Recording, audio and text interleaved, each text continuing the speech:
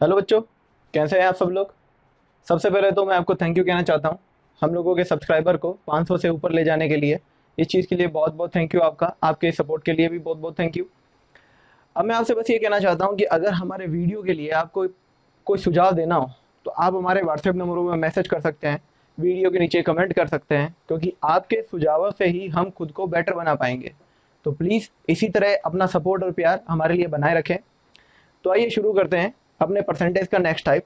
ठीक है, पिछली क्लास में मैंने जो ये सवाल कराए थे वो आयत और वर्ग पर रिलेटेड थे, क्षेत्रफल रिलेटेड सवाल थे।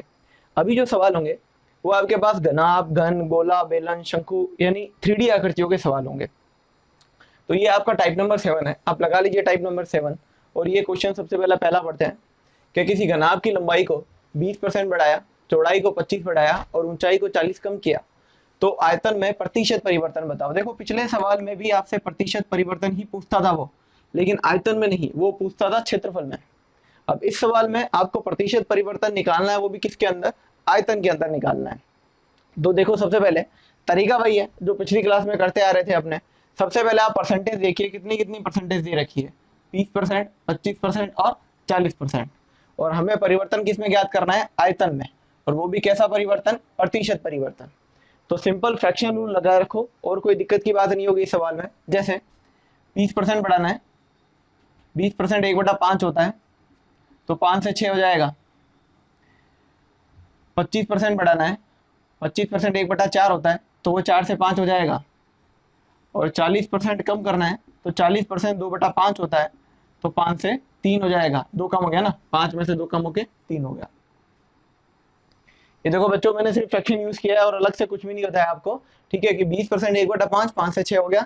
25% 1/4, 4 से 5 हो गया। और 40% 2/5, तो 5 से 3 हो गया, क्योंकि इसको कम करना था, इसलिए 5 में से 2 कम करके 3 लिख दिया। अब फिर मैंने कहा कुछ तिरछा देख लो, अगर आप कुछ काट पाते हो तो। जैसे आप 5 और 5 को काट सकते हो, चाहे आप इस 5 को काट दो, चाहे इस 5 को काट दो, इच्छा आपकी है। इसके अलावा आप चाहे तो 4 और 6 को काट सकते हैं, 2 तिया 6, 2 दूनी 4। और तो अब कुछ कटेगा नहीं, क्योंकि 3 के तिरछा कहीं कुछ नहीं है, 2 के तिरछा कुछ नहीं है, तो गुणा करा लो। 5 दूनी कितना आ गया, 10। 3 तिया कितना हो गया, 9। तो 10 से 9 हुआ, बताएं कमी कितने की आई, 1 की। कहाँ से आ रही है, 10 से। और प्रतिशत के लिए इंटू 100। तो आपका आंसर बन जाएगा आयतन में कितने परसेंट की कमी आ जाएगी, 10% की कमी आ जाएगी। सेम सवाल है जैसे अपन ने क्षेत्रफल में पढ़ा था। और क्षेत्रफल में लंबाई और चौड़ाई होती थी, सिर्फ 2 फ्रैक्शन होते थे। इसमें लंबाई चौड़ाई के साथ में ऊंचाई भी आ जाती है, इसलिए इसमें संख्याएं 3 बार लिखी जाती है आपके लिए। ठीक है, आई होप आपको ये बात समझ में आ गई होगी। ये था घनाभ से संबंधित सवाल, क्योंकि घनाभ में लंबाई, चौड़ाई और ऊंचाई तीनों होती है। घनाभ इस तरह की आकृति होती है बच्चों।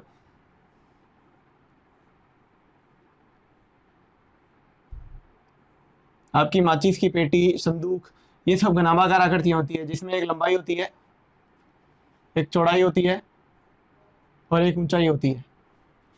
इस तरह की घनाभाकार आकृति होती है। अगले क्वेश्चन की तरफ चलें। तो अगला क्वेश्चन है किसी घन की भुजा को। अब ये घनाभ नहीं, घन है। घन कैसा होता है, घन इस तरह से दिखता है जैसे आपका पासा। लूडो में जो आपका पासा होता है वो एक तरह से घन होता है। घन और घनाभ में अंतर क्या होता है, घन और घनाभ का अंतर ये होता है कि घनाभ में लंबाई, चौड़ाई, ऊंचाई तीनों अलग अलग हो सकती है, लेकिन घनाभ में, सॉरी घन में, अगर लंबाई ए है तो चौड़ाई भी ए होगी और ऊंचाई भी कितनी होगी, ए होगी। ए ए ए, घन की लंबाई, चौड़ाई, ऊंचाई सेम होती है, तीनों की तीनों सेम होती है।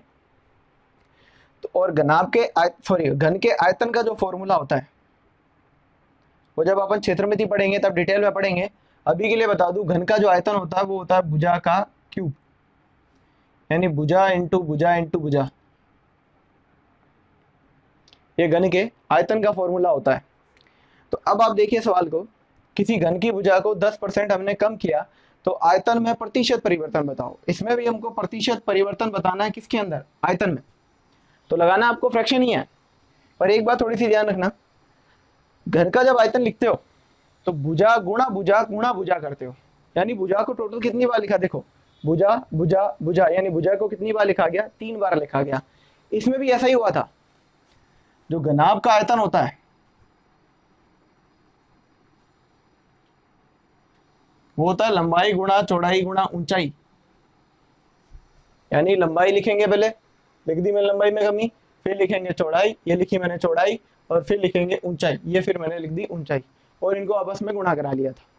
इसी तरह से अगर घन दिया हुआ हो तो घन में आपको एक क्या परसेंटेज मिलेगी, ये सिर्फ 1% दी हुई होगी, और उसी 1% को आपको कितनी बार लिखना पड़ेगा, 1 2 3, 3 बार लिखना पड़ेगा, क्योंकि घन का आयतन ही होता है भुजा का क्यूब। तो चूंकि हमको 10% कम करना है, तो 10% होता है 1/10, तो ये हो गया 10 से 9, ये लिख दिया मैंने एक बार, लेकिन मुझे कितनी बार लिखना है, 1 2 3 बार, तो दोबारा 10 से 9 और फिर 10 से 9, ये लिख दिया मैंने 3 बार, भुजा इंटू भुजा इंटू भुजा। अब देखो तिरछा कुछ आप काट नहीं पाओगे, तो गुणा करा लीजिए, ये आ गया 1000 और ये आ गया 729, 9 में 81, 81 में 729, 9 का क्यूब होता है। 1000 से 729 हो रहा है, तो देखो कमी कितने की है बच्चों, 271 की, 271 की कमी आ गई। 1000 में से 729 घटा के देख लीजिए, 271 आता है। 271 की कमी आई, कहाँ से आई, 1000 से, और प्रतिशत के लिए इंटू 100, तो 2 जीरो खत्म हो गए, आंसर कितना आ जाएगा, 27.1% की क्या कमी, ये इसका आंसर बन गया। तो आपने देखा कि अपन ने सीखा सिर्फ एक फ्रैक्शन था, फ्रैक्शन को हमने घनाभ में भी अप्लाई किया है, घन में भी अप्लाई किया है। बस इतना ध्यान रखना है कि घनाभ में आपको लंबाई चौड़ाई ऊंचाई तीनों मिलेगी, तो तीनों को लिखना होता है। घन में क्या होता है, आपके पास सिर्फ एक ही परसेंटेज मिलेगी, उसी को आपको 3 बार लिखना पड़ेगा, 10 से 9 10 से 9 10 से 9। तो आई होप आपको ये दोनों बात समझ में आ गई होगी। आप इनको नोट डाउन कर लीजिए, फिर आगे के सवालों पर मिलते हैं इसी टाइप में, लिख लीजिए इनको। हाय बच्चों, नेक्स्ट सवाल की तरफ चलते हैं अपने, कि किसी गोले की त्रिज्या या व्यास, ये बात आप ध्यान रखेंगे, जो मैं स्लेश लगा के लिखता हूँ, इसका मतलब ये है कि एग्जाम में आपको या तो इस सवाल में त्रिज्या दिया जा सकता है या व्यास दिया जा सकता है, लेकिन उससे आपको सवाल करने के तरीके पर कोई इफेक्ट नहीं आना चाहिए। ठीक है, किसी गोले की त्रिज्या या व्यास कुछ भी दे, कोई दिक्कत नहीं है, को हमने क्या किया है, 20% बढ़ाया है, तो उसके आयतन में कितने परसेंट की क्या होगी, वृद्धि। तो गोले या की त्रिज्या या व्यास को 20% बढ़ाए तो आयतन कितना बढ़ेगा। अब आप यहाँ ध्यान रखिए, गोले का जो आयतन होता है उसका फॉर्मूला क्या होता है, उसका फॉर्मूला होता है 4/3 पाई आर क्यूब, ये गोले के आयतन का फॉर्मूला होता है। तो 4/3 और पाई को तो हम बदल नहीं सकते, क्यों नहीं बदल सकते, क्योंकि 4/3 तो 4/3 ही रहेगा, उसका मान कैसे कम ज्यादा कर लोगे, और पाई की वैल्यू भी फिक्स है 22/7, उसको भी आप कम ज्यादा लिख नहीं सकते। तो परिवर्तन सिर्फ किस में हो रहा है, आपकी परिवर्तन हो रहा है सिर्फ इस आर में, आर के क्यूब में। मतलब अगर हमको आयतन में निकालना है परिवर्तन, तो यहाँ देखो इसने आर को कितनी बार लिखा है, आर का क्यूब लिखा। आर का क्यूब लिखने का मतलब होता है आर को ऐसे लिखना, R into R into R, यानी इसने आर को 3 बार लिखा है।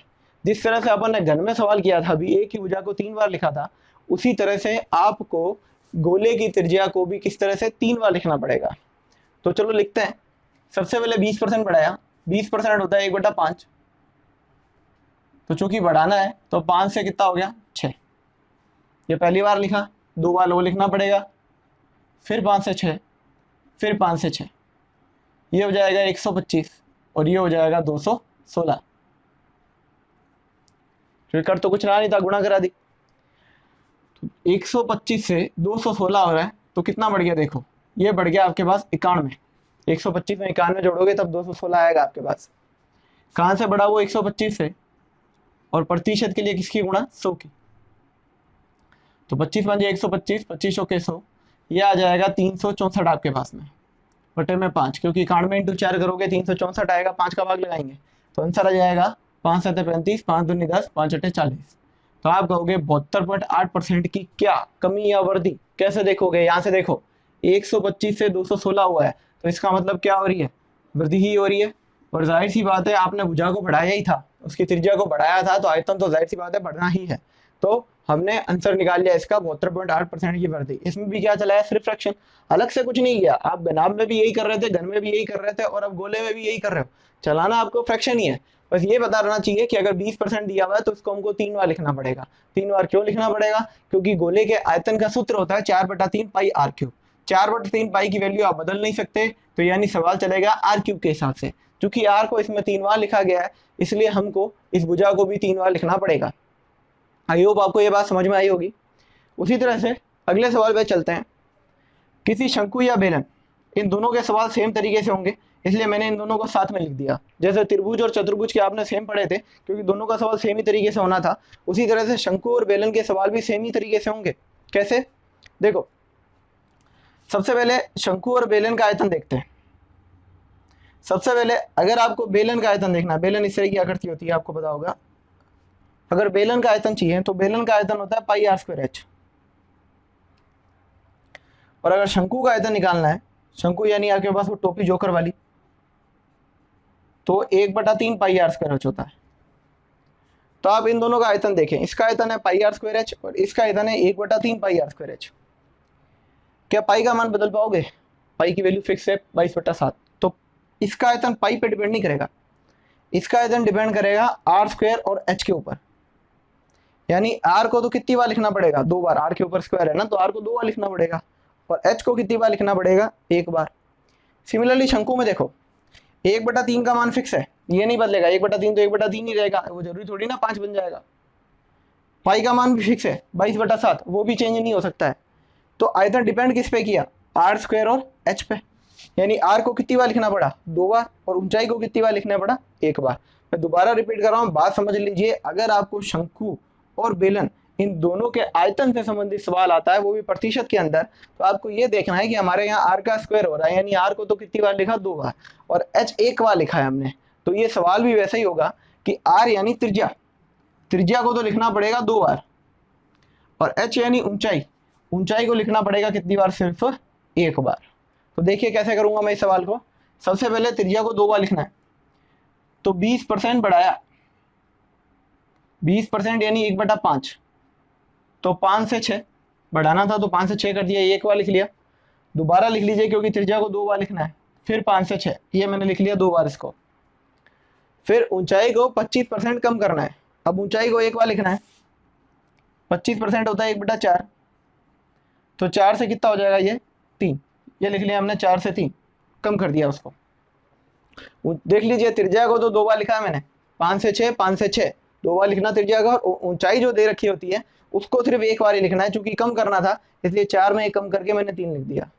अब अगर इसको सोल्व करें तो तिरछा देख लो कुछ करता है तो, जैसे 6 और 4 काट सकते हो, 2 तिया 6, 2 दूनी 4, और कुछ नहीं कटेगा तो गुणा करा दो, बचम 25 दूनी 50, ठीक है। 6 तिया 18 तिया 54, तो पहले आयतन 50 था, अब 54 हो गया, कितना बढ़ गया? 4। कहाँ से बढ़ गया? 50 से, और प्रतिशत के लिए इंटू 100, तो 50 दूनी 100 और 4 दूनी कितना हो गया? 8। तो आंसर आपका क्या बन जाएगा? 8%। क्या 50 से 54 हो रहा है, 8% की क्या आ रही है आपके पास? वृद्धि। तो आप कहोगे 8% की वृद्धि हो गई हमारे आयतन के अंदर। तो आपको बात होपफुली समझ में आ गई होगी। इस सवाल को थोड़ा सा ध्यान से करेंगे, क्योंकि अगर शंकु और बेलन में गड़बड़ी के चांस रहते हैं आपके, क्योंकि इसमें आर को 2 बार लिखना पड़ता है और एच को 1 बार लिखना पड़ता है। बाकी चलाना फ्रैक्शन ही है, जैसे बाकी में चलाते आ रहे थे। तो नोट डाउन कर लीजिए। अगर फिर भी कोई बात समझ में नहीं आती है तो कमेंट में लिख दीजिए, व्हाट्सएप पर मैसेज छोड़ दीजिए कि इस तरह के सवालों का एक आधा एग्जाम्पल और ले लो, तो मैं आपको दोबारा वीडियो बना के समझा दूंगा इसको। नोट डाउन कर लीजिए इसको।